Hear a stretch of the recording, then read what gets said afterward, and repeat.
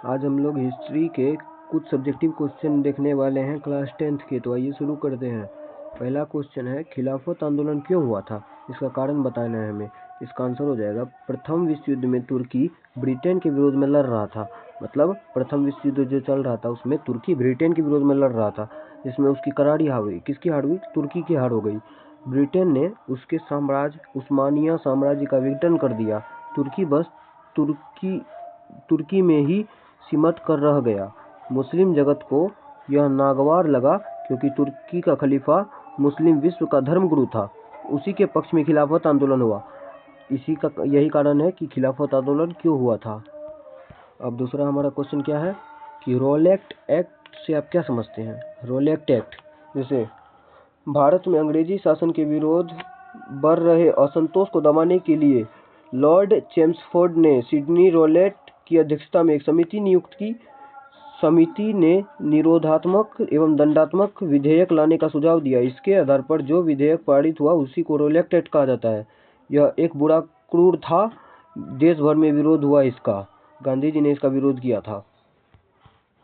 अब तीसरा क्वेश्चन में कि दांडी यात्रा का क्या उद्देश्य था। कि दांडी यात्रा का उद्देश्य था ब्रिटिश कानून की धज्जियां उड़ाना। दांडी पहुंचकर 6 अप्रैल 1930 को गांधी जी ने समुद्र के पानी से नमक बनाकर कानून का उल्लंघन किया और अपनी गिरफ्तारी दी। इसके बाद देश भर में नमक बनाया जाने लगा। नमक बनाने वाले गिरफ्तारी देते रहे। गांधी जी का यह सविनय अवज्ञा आंदोलन सफल था कि यह नमक बनाने के लिए हुआ। नमक पर जो कर लग रहा था, पैसा लग रहा था नमक पर, इसी को मिटाने के लिए गांधी जी ने दांडी यात्रा किए थे। अब चौथा क्वेश्चन में कि गांधी इरविन पैक्ट, यहाँ दिया गांधी इरविन पैक्ट अथवा दिल्ली समझौता क्या है। सविनय अवज्ञा आंदोलन की सफलता ने गांधी जी को हिलाकर रख दिया। उन्होंने समझौता वार्ता का प्रस्ताव रखा। इसी संदर्भ में गांधी इरविन पैक्ट हुआ। इसे दिल्ली समझौता के नाम से भी जाना जाता है। इस समझौता के अनुसार गांधी जी ने 5 मार्च 1931 को आंदोलन समाप्त कर दिया और गोलमेज सम्मेलन में जाना स्वीकार कर लिया। इसका सही आंसर हो जाएगा ये, गांधी इरविन पैक्ट अथवा दिल्ली समझौता क्या है। और यह समझौता लॉर्ड इरविन और गांधी जी के बीच में हुआ था। यह इरविन और गांधी जी के बीच में हुआ था। पांचवा है, चंपारण सत्याग्रह के बारे में बताइए। चंपारण सत्याग्रह के बारे में जैसे देखिए, चंपारण सत्याग्रह निलहे अंग्रेजों के विरोध में था। मतलब अंग्रेज के विरोध में किया गया था। वे लोग वहाँ के किसानों से जबरदस्ती नील की खेती कराते थे। कहाँ पर? चंपारण में, यानी बिहार में।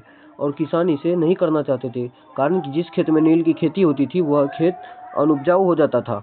गांधी जी ने चंपारण पहुंचकर इस कुप्रथा को रुकवा दिया। गांधी जी की सफलता ने गांधी जी को महान महात्मा गांधी बना दिया है। पूरे देश की जनता इसका गुणगान करने लगी। मतलब गांधी जी ने बिहार के चंपारण आकर 1917 में चंपारण सत्याग्रह किया और किसानों पर हो रहे अत्याचार को रोक दिया।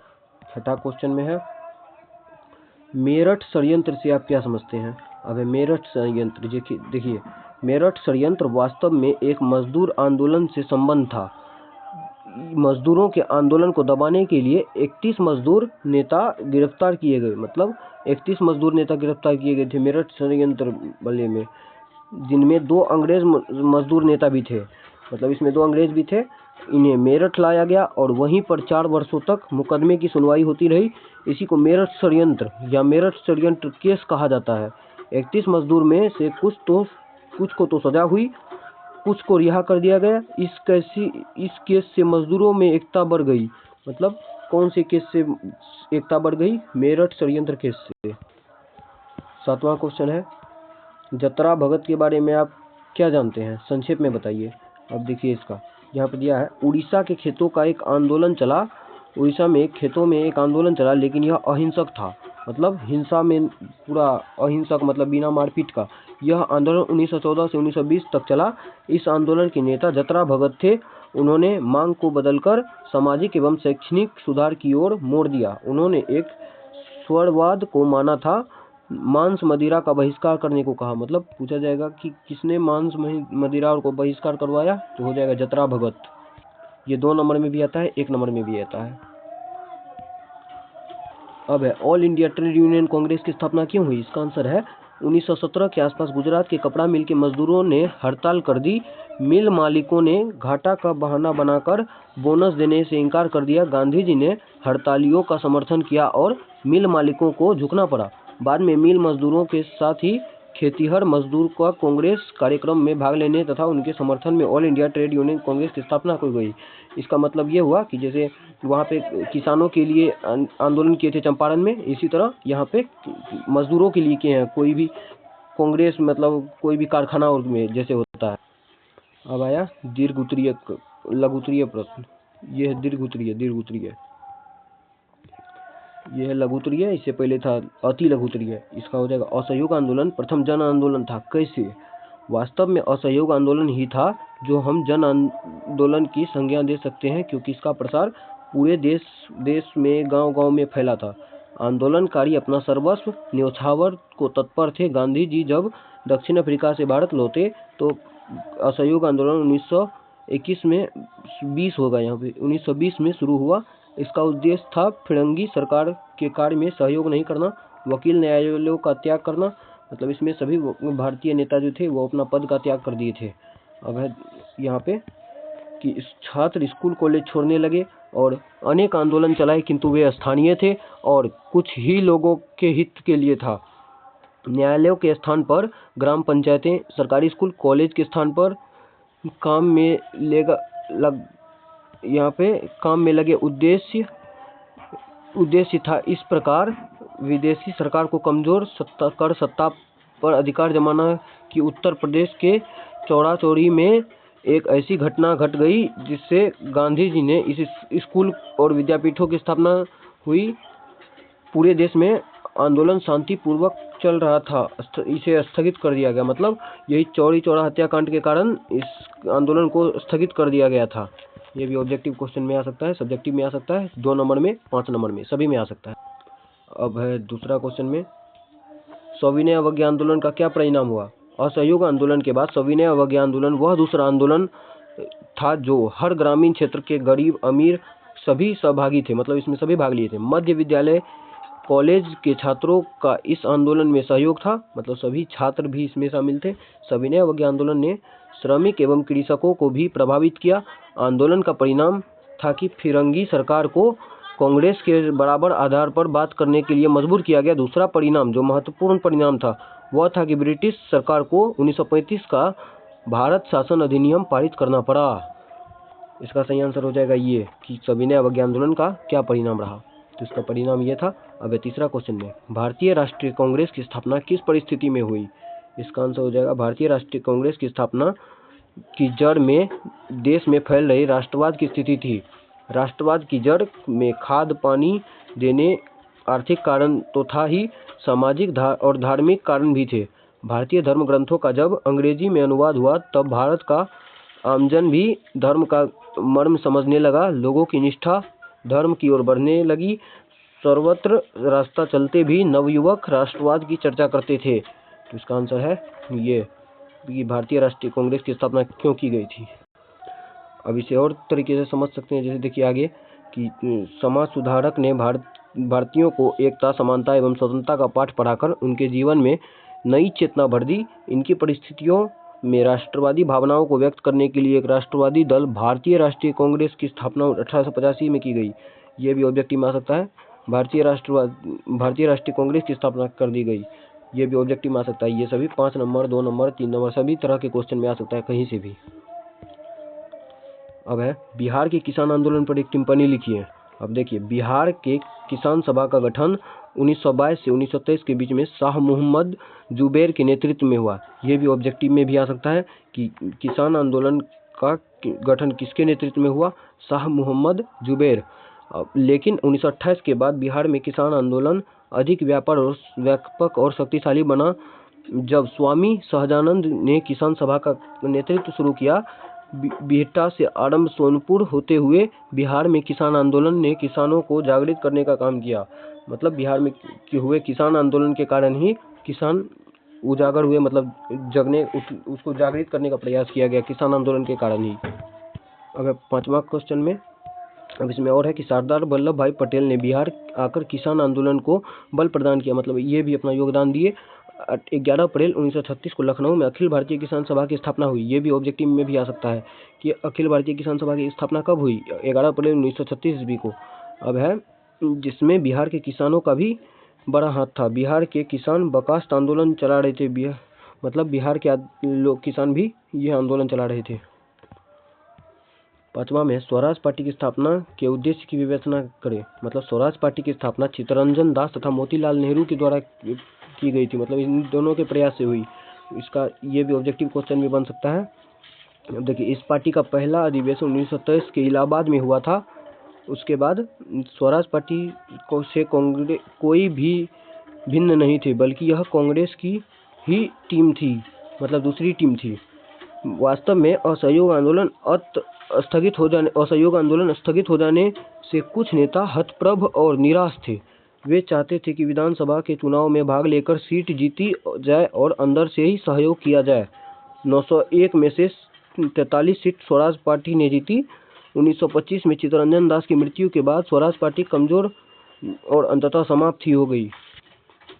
अब छठा क्वेश्चन में है, यहाँ पे अब आ गया दीर्घ उत्तरीय क्रम, 150 शब्दों में कम से कम इसका आंसर देना है। ये भी आता है 5 नंबर का क्वेश्चन में, फिक्स है ये। अब देखिए, यहाँ पे दिया हुआ है कि प्रथम विश्व युद्ध भारतीय राष्ट्रीय आंदोलन के साथ अंतर संबंधों की विवेचना करें। अब देखिए, दिया हुआ है प्रथम विश्व युद्ध जो 1914 से 1918 तक चला, यह एक ऐसा महायुद्ध था कि इतना बड़ा बुद्ध इसके पहले युद्ध कभी नहीं लड़ा गया था। युद्ध 2 गुट के थे। एक गुट में था फ्रांस, ब्रिटेन, अमेरिका तथा दूसरे गुट में जर्मनी, ऑस्ट्रिया तथा हंगरी और इटली। ये सातों देश साम्राज्यवादी और अपने अपने उपनिवेश का विस्तार के साथ वहां से कच्चा माल प्राप्त कर वहीं पर तैयार माल बेचने के लिए बाजार बढ़ाना चाहते थे। इस युद्ध का भारत के साथ संबंध यह था कि ब्रिटेन के एक उपनिवेश था और यहाँ से कच्चा माल ले जाता था, अब यहीं पर तैयार माल बेचा करता था।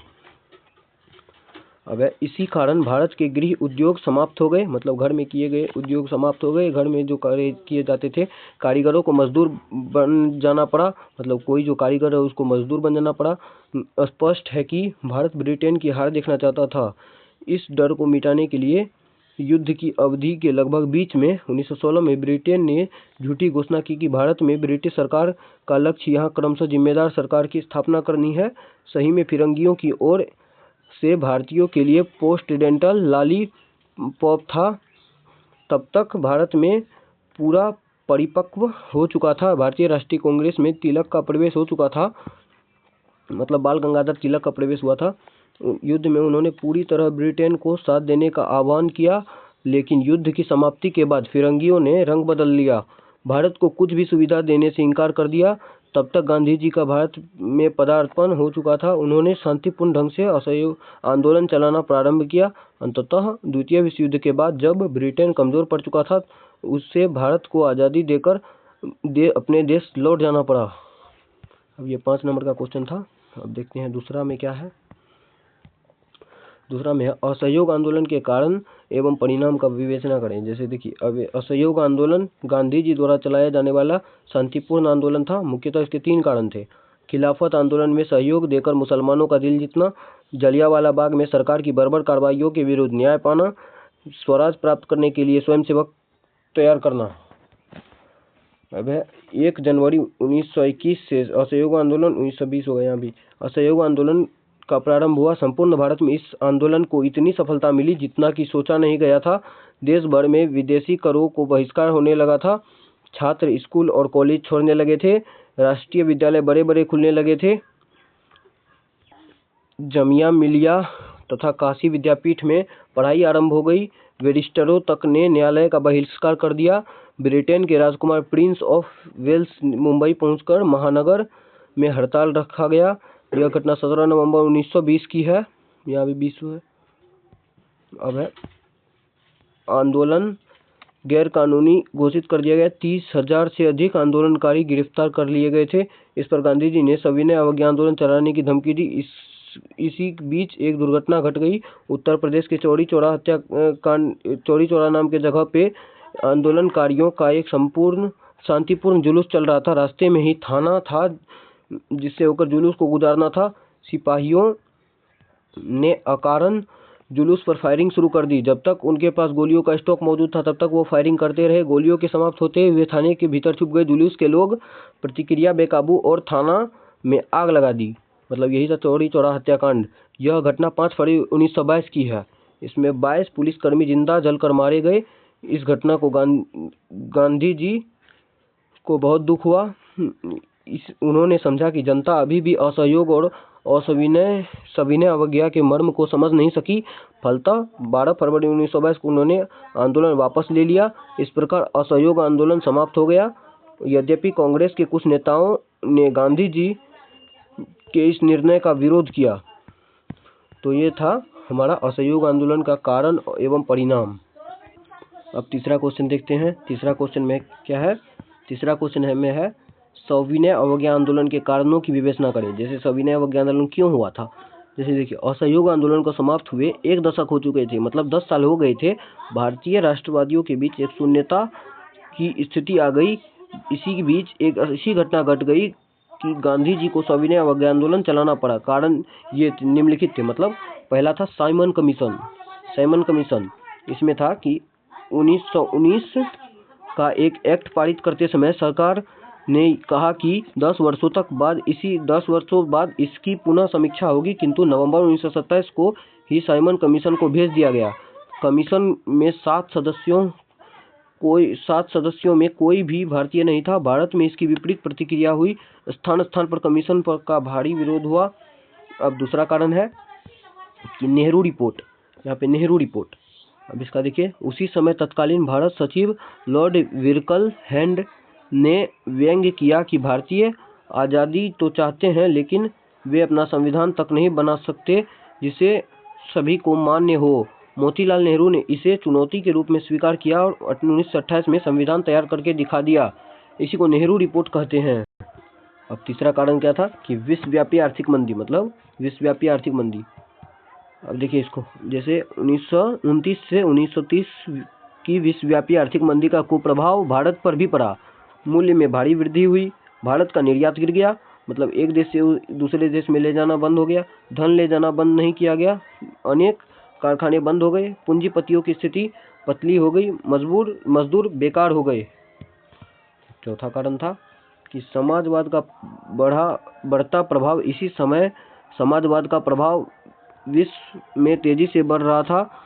कांग्रेस में भी इसका दबाव महसूस होने लगा। समाज के प्रेखर नेता सुभाष चंद्र बोस थे, जिसके कारण उन्हें कांग्रेस छोड़ना पड़ा। उन्होंने कांग्रेस ही नहीं, देश को भी छोड़ दिया।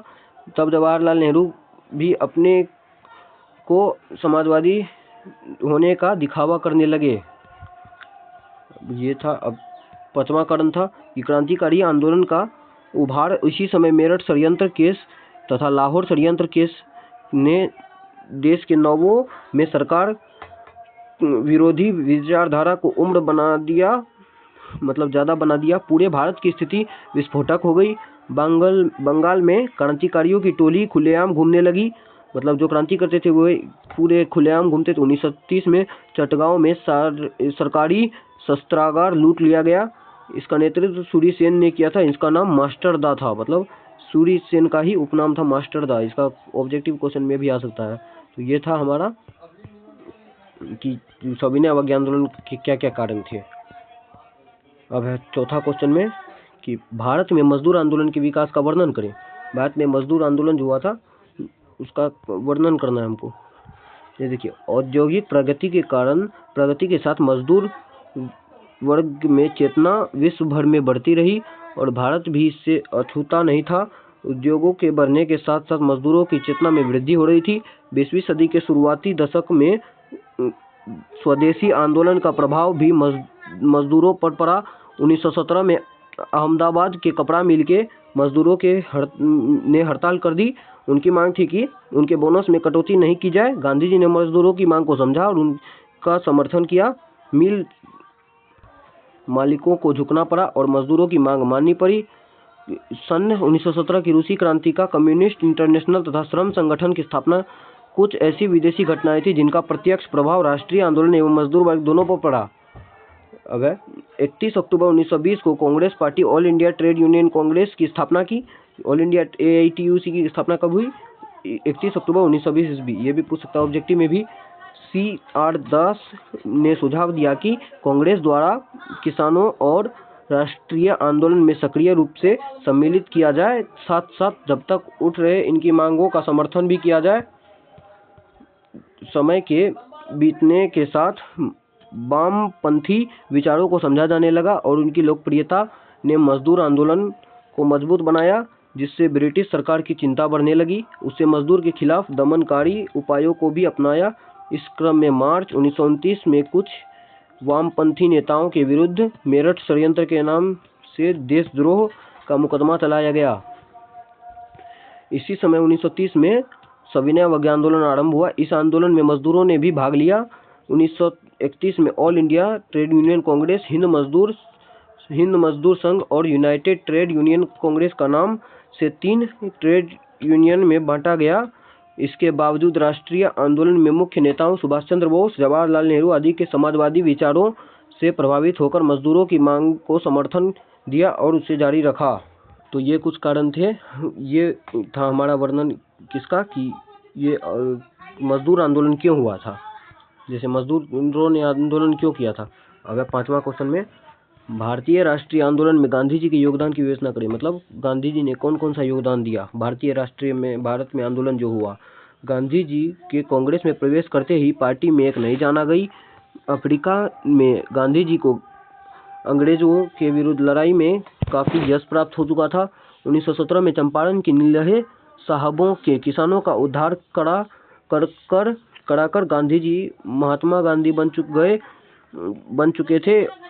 पूरा देश इनके पीछे चल पड़ा। कांग्रेस, जो पहले कुछ प्रमुख लोगों की संस्था, संपूर्ण जनता की व्याख्या बन गई।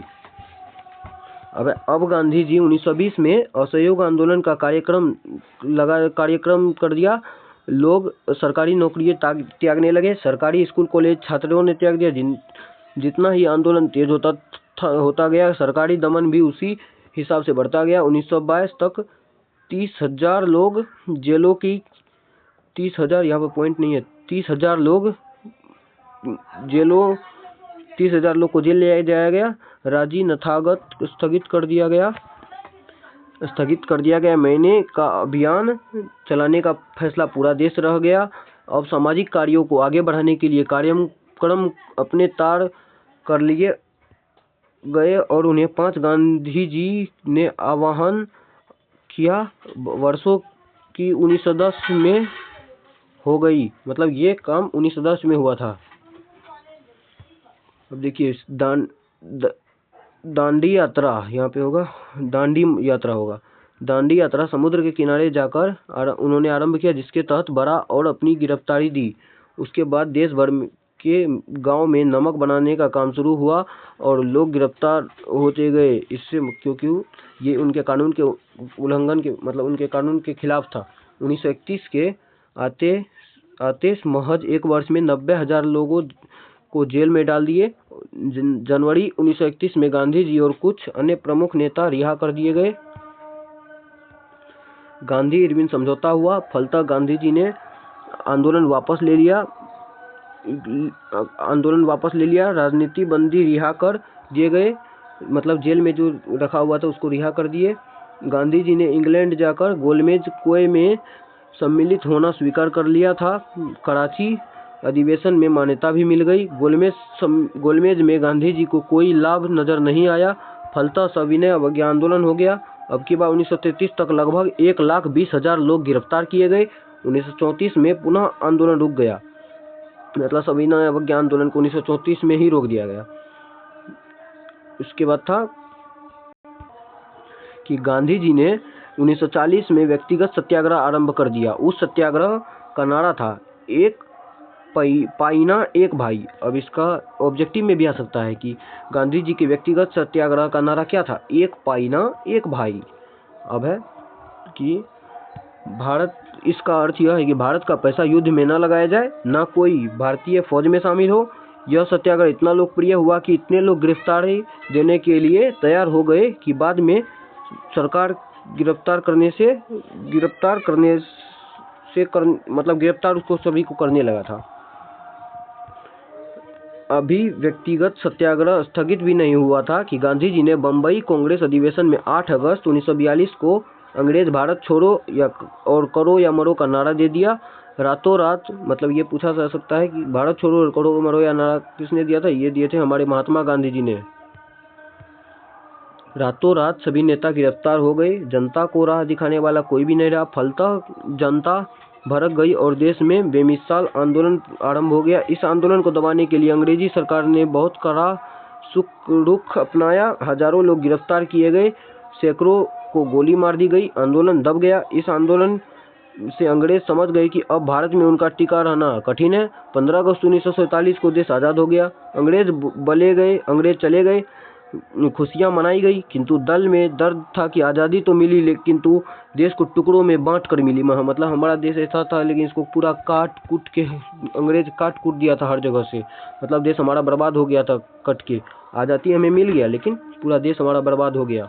अब कोई भी कारण है, आपको इतना ज़्यादा बड़ा याद नहीं करने का है। मतलब आप अपने शब्द में छोटा छोटा कर करके बोलना है। हम इतना जो भी बता रहे हैं इतना नहीं लिखना है। मतलब हमको 10 से 15 लाइन में ही बड़का बड़का क्वेश्चन का आंसर दे देना है। हमको नहीं कि 2 पेज 3 पेज लिखना है। 10 से 15 लाइन या फिर 5 से 6 लाइन में हमें समाप्त कर देना है। आपको ही इसमें से थोड़ा थोड़ा काट कर मतलब जो आपको लगता है कि हाँ ये मैन है, हमको ये लिखना चाहिए, तो आप इसको लिख सकते हैं। छठा क्वेश्चन में है कि भारतीय राष्ट्रीय आंदोलन में वामपंथियों की भूमिका को रेखांकित कीजिए। यहाँ पे दिया हुआ है, रूसी क्रांति की सफलता के बाद भारत में तेजी से साम्यवादी विचार का फैलाव होने लगा, लेकिन वे समझते थे कि यह काम गलत है, अतः ये छिपकर काम करते थे। असहयोग आंदोलन के दौरान इनको अपने विचारों को फैलाने का मौका मिल गया। ये लोग क्रांतिकारियों से जुड़ गए। जो राष्ट्रवादी की समाप्ति के बाद सरकार ने इन पर कार्रवाई आरंभ कर दी थी। पेशावर 50 केस, कानपुर मदन केस और मेरठ षड्यंत्र केस के तहत पर मुकदमे चलाए गए। 20 लोगों का ध्यान अपनी पर किए और सफल हो गए। भारत में बाद में क्रांतिकारी राष्ट्रवादी शहीद साम्यवादी शहीद कहे जाने लगे। मतलब क्रांतिकारी राष्ट्रवादी शहीद साम्यवादी शहीद कहे जाने लगे। अंग्रेजी सरकार पब्लिक से पटिबल और जो कम्युनिस्टों के विरोध में था, कांग्रेस ने उसे पारित नहीं होने दिया। फलतः कम्युनिस्ट ने कांग्रेस को अपना समर्थक मान लिया। फलतः यह हुआ कि देश के कम्युनिस्ट आंदोलन की प्रतिष्ठा प्राप्त करने लगा। दिसंबर 1925 में सत्यभक्त ने भारतीय कम्युनिस्ट पार्टी की स्थापना कर दी गई। अब ये से भी ऑब्जेक्टिव बन सकता है कि भारतीय कम्युनिस्ट पार्टी की स्थापना किसने की? सत्यभक्त ने। कब की? 1925 में। अब ब्रिटिश साम्यवादी दल भी भारतीय कम्युनिस्ट में दिलचस्पी लेने लगा। यद्यपि अब तक भारत में मजदूर संगठन बन गए थे और कार्यरत थे। इनके पहले कांग्रेस समर्थित all India trade union Congress AITUC की स्थापना हो गई थी। कई मजदूर आंदोलन सफलता दिलवा चुके थे। फिर भी वामपंथ का प्रसार बढ़ रहा था। विभिन्न स्थानों पर किसान मजदूर की स्थापना हुई। लेबर स्वराज पार्टी की पहली किसान मजदूर पार्टी थी। अखिल भारतीय स्तर पर दिसंबर 1928 में अखिल भारतीय किसान मजदूर पार्टी बनी। अब तक कांग्रेस के नेताओं पर भी साम्यवाद या समाजवाद का रंग चढ़ने लगा था। इनमें सुभाष चंद्र बोस, जयप्रकाश नारायण, राम मनोहर लोहिया, नरेंद्र देव प्रमुख थे। फिर भी ये कांग्रेस के साथ ही थे। तो ये था हमारा कुछ हिस्ट्री का कुछ सब्जेक्टिव और सभी 2 नंबर वाले, 3 नंबर वाले, 1 नंबर वाले, 5 नंबर वाले क्वेश्चन थे। इसमें से आपको जो आपको लगता है कि हाँ हमको ये मेन इंपॉर्टेंट लगा, ये हमको आ सकता है, तो आप इसमें काट कर लिख सकते हैं। जरूरी नहीं है कि ये हमको पूरा लिखना ही है सेम।